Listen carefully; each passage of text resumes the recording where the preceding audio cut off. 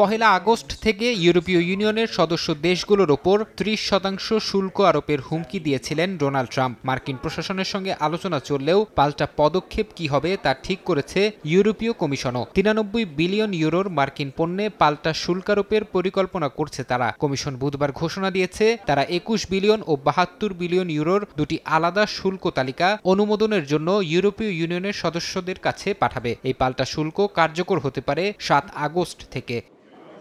ট্রাম্পের শুল্কারোপের হুমকি ও এর বিপরীতে করণীয় নিয়ে আলোচনা হয়েছে জার্মান চ্যান্সেলর ফ্রেডরিক মের্শ ও ফরাসি প্রেসিডেন্ট ইমানুয়েল ম্যাখোর। বার্লিনে দুই নেতা বৈঠক করেন। বাণিজ্য নীতি এবং নিরাপত্তা ইস্যু নিয়ে আলোচনা হয়েছে বলে জানান জার্মান চ্যান্সেলর। ম্যাখো জানান সর্বনিম্ন শুল্ক হার বজায় রেখে মার্কিন শুল্ক আক্রমণের মোকাবিলা করবেন তারা। দুপক্ষের এই আলোচনা ইউরোপীয় ইউনিয়নের অভ্যন্তরে শুল্ক নীতির বিরুদ্ধে ঐক্য গড়ে তোলার লক্ষ্যে। ম্যাখো ও মের্শের আশাবাদ শুল্ক ইস্যুতে যুক্তরাষ্ট্রের সঙ্গে সমঝোতা হবে, যা মার্কিন ৩০% শুল্কের বদলে ১৫% শুল্ক আরোপের মধ্যে সীমাবদ্ধ থাকবে। এই হারে গাড়ি, ফার্মাসিউটিক্যালস সহ বিভিন্ন শিল্প খাত প্রভাবিত হতে পারে।